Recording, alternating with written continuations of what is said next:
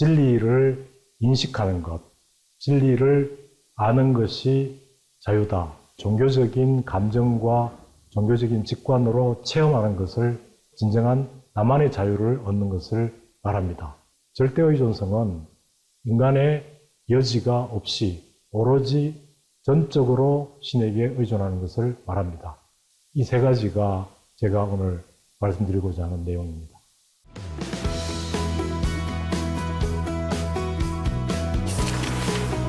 네, 저는 한남대학교의 최신한 명예교수입니다.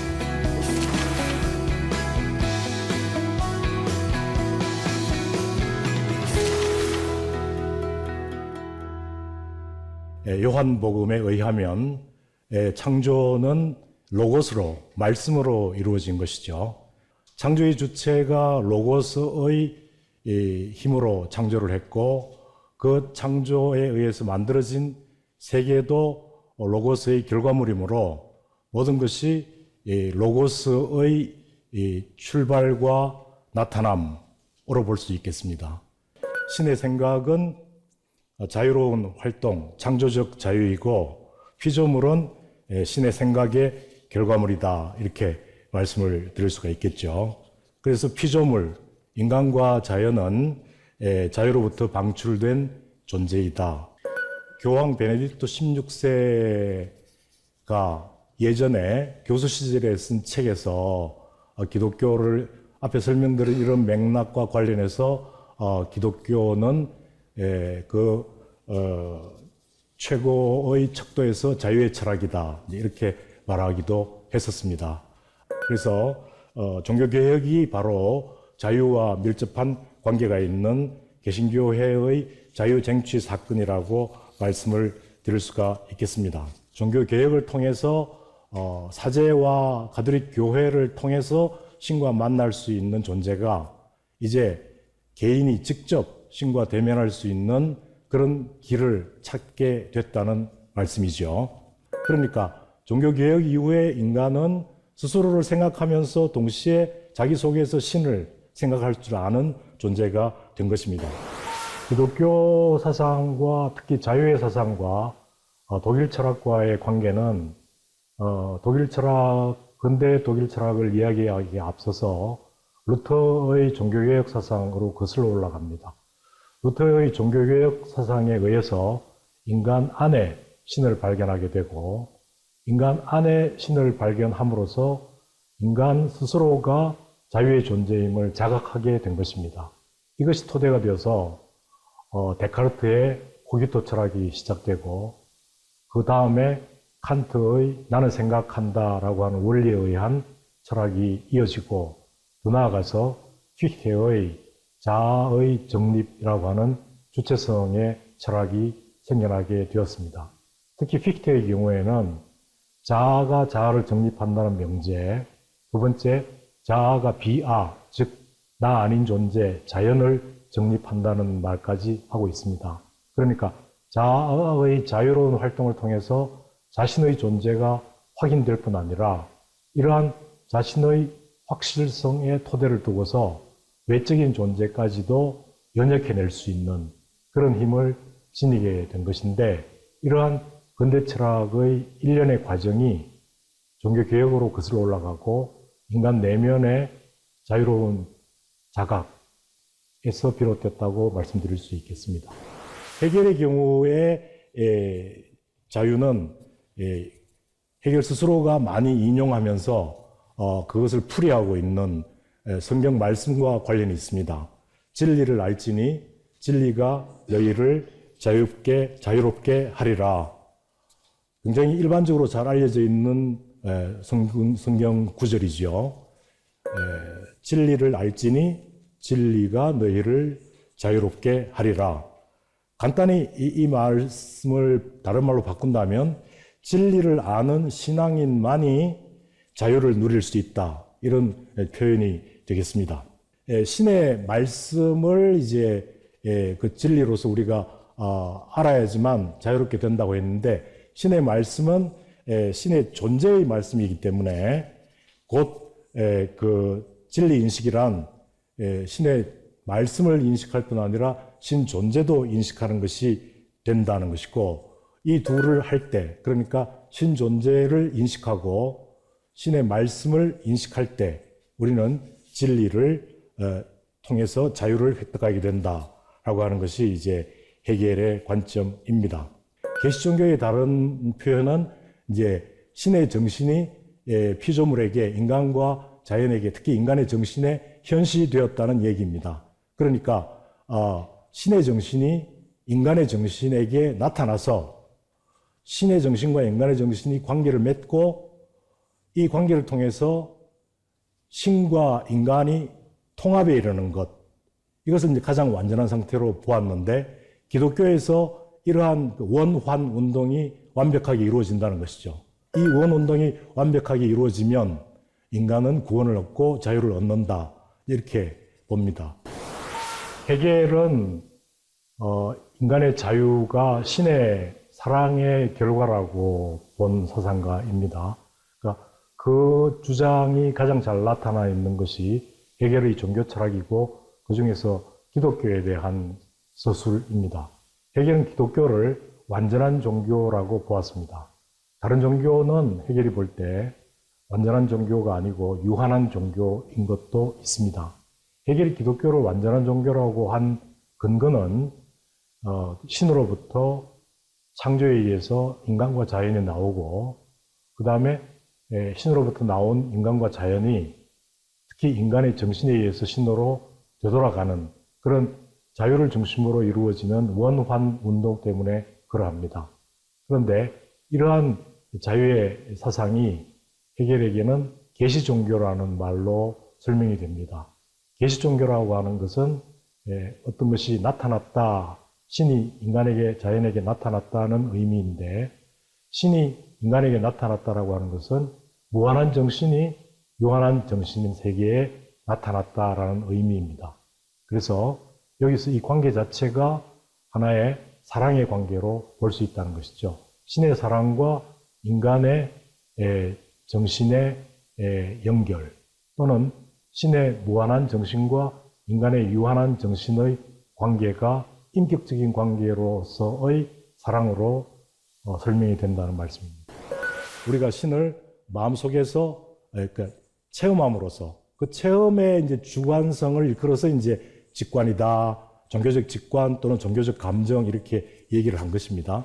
그런 면에서 종교를 멸시하는 교양인을 위한 강연이라는 부제를 붙인 책을 쓰면서 계몽주의가 지속이 되면 종교는 소멸될 것이다. 종교가 구해질 수 있는 유일한 길은 논리적인 방법이 아닌, 이성적인 길이 아닌 다른 길이 필요하다.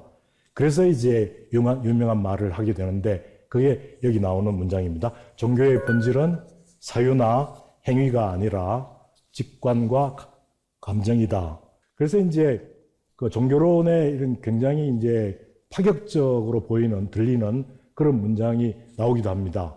모든 경전은 어떤 큰 정신, 영이 존재했지만 지금은 존재하지 않는 무덤이며 종교의 기념물이다. 기독교 공동체라고 하는 것은 신을 체험한 사람들의 다른 사람을 향한 체험의 전달, 그리고 다른 사람은, 전달받는 사람은 그 체험을 자기가 수용할 때 전달과 수용이라고 하는 소위 상호전달에서 공동체가 이루어진다라고 보았습니다.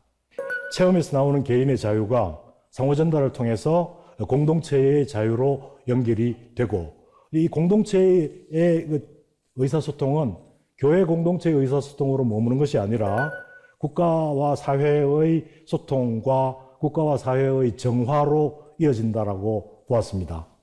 슐라이어마크는 윤리학이라고 하는 강의에서 그런 말도 했습니다.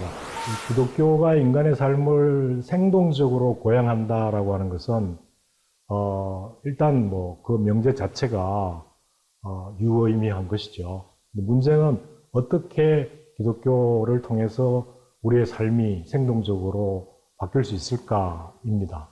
여기에서 이제 제가 말씀드리고 싶은 것은, 그리고 강의를 통해서 강조하고 싶었던 것은 특히 슐라이어마크를 통한 체험의 신앙인 것이죠.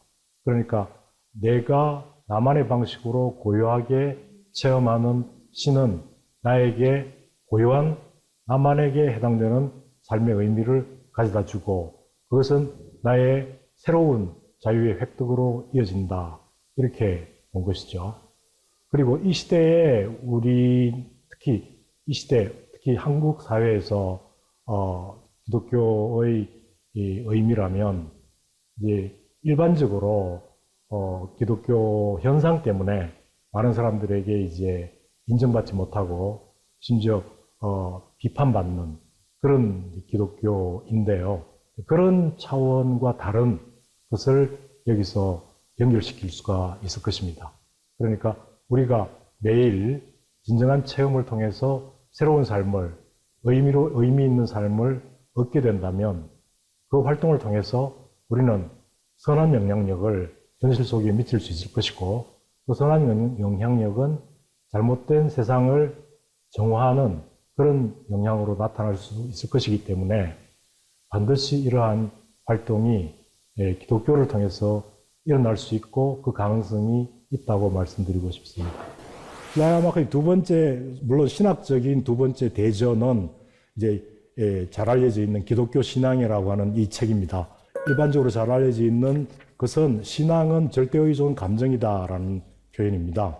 왜냐하면 절대의존성에서 신과의 결속이 확인이 되고 이 신과의 결속의 토대 위에서 인간은 자유로울 수가 있기 때문이다. 그러니까 절대의존성과 인간의 자유가 뗄 수 없이 이렇게 긴장관계를 이루고 있다는 얘기입니다.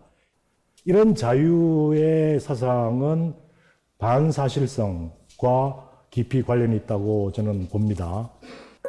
절대의존은 현실 속에 있는 인간의 사실을 벗어나 있습니다. 왜냐하면 종교는 처음부터 반사실적인 것이기 때문입니다. 신은 현실 속에 있는 존재가 아니라 인간 너머에 존재하지 않습니까? 그런 면에서 사실 너머에 있다는 차원에서 반사실적이다. 이렇게 표현할 수가 있겠습니다. 그래서 자유의 원천은 현실이 아니라 반사실적 지평에 있습니다.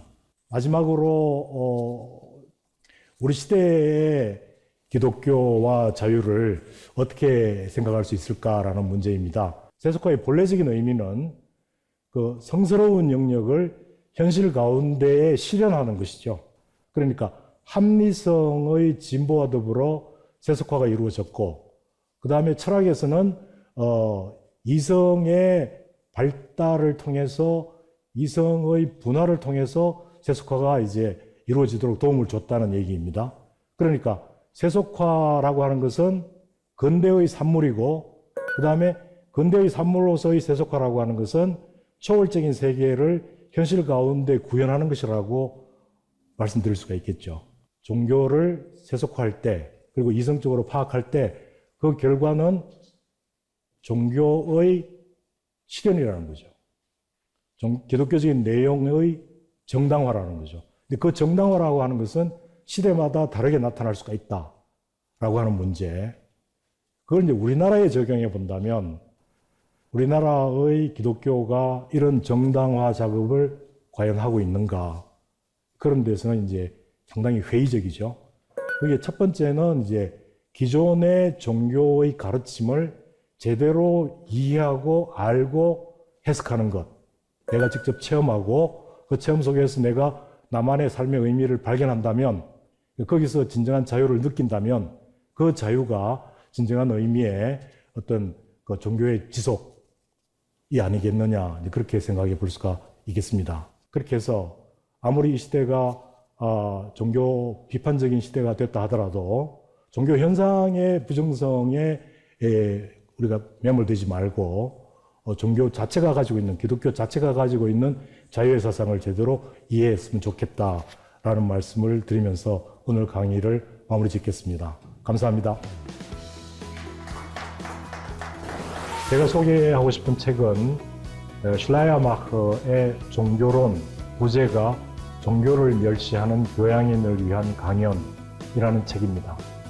이 책은 슐라이아마흐에 대한 그 관심이나 이해가 없기 때문에 아직 잘 알려지지 않았습니다. 그러나 여기에서 우리는 계몽주의적인 입장과 다른 계몽주의에서 희생당할 수밖에 없었으나 그러나 절대로 희생되어서는 안 되는 그런 종교적인 가치를 발견할 수 있다고 생각합니다. 그게 21세기의 사유와도 상당히 관계가 깊다고 저는 보고 싶습니다. 물론 눈에 드러나지 않은 선행을 하는 분들이 많이 있습니다. 많은 비판을 받고 있지만 실제로 통계를 보면은 교회 공동체를 통해서 사회복지 사업 관련된 사업들이 많이 펼쳐지고 있습니다. 상당히 높은 비중을 차지하는 그런 활동들이거든요. 그런데 그런 부분들은 실제로 별로 조명이 되지 않고 대형 교회를 중심으로 심지어는 요즘과 같은 경우에는 사이비 종파에 의해서 드러난 아주 정말 부끄러운 일들이 사회적으로 많이 비춰져서 정말 성실하게 신앙생활하는 분들이 같이 상처를 받기도 하고 용기를 상실하는 경우가 많이 있는 것 같습니다. 그러니까 여기서 우리는 분명히 이런 잘못된 종교 현상 그리고 비판받아 마땅한 그런 좋지 못한 현상들을 당연히 우리는 앞장서서 비판을 하고 그리고 원래의 가치를 종교적인 가치를 살려내는데 힘을 기울여야 됩니다. 그리고 그 용기를 가질 때에 협력할 수가 있고 그런 협력을 통해서 조금씩 사회의 변혁에 기독교가 기여할 수 있다고 생각을 합니다.